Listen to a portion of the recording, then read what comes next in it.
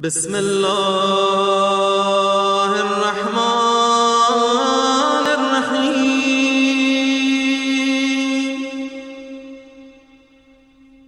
إلهي عظم البلاء وبرح الخفاء وانكشف الغطاء وانقطع الرجاء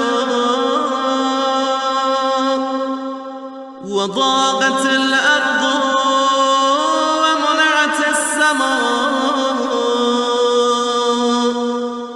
وأنت المستعان وإليك المشتكى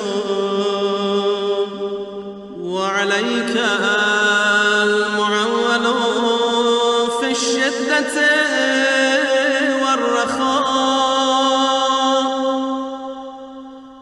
اللهم صل على محمد وآل محمد أولي الأمر الذين فرضت علينا طاعتهم وعرفتنا بذلك منزلتهم،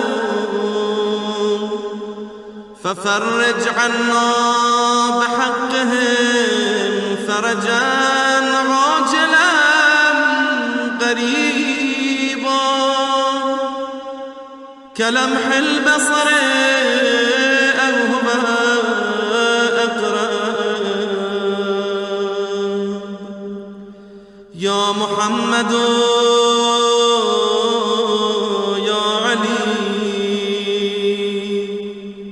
يا علي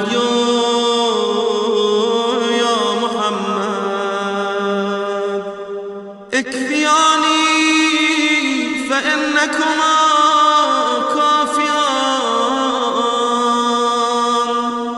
وانصراني فإنكما ناصران. يا مولانا يا صاحب الزمان الغوث الغوث الغوث أدركني أدركني أدركني الساعة الساعة الساعة العجال العجال العجال.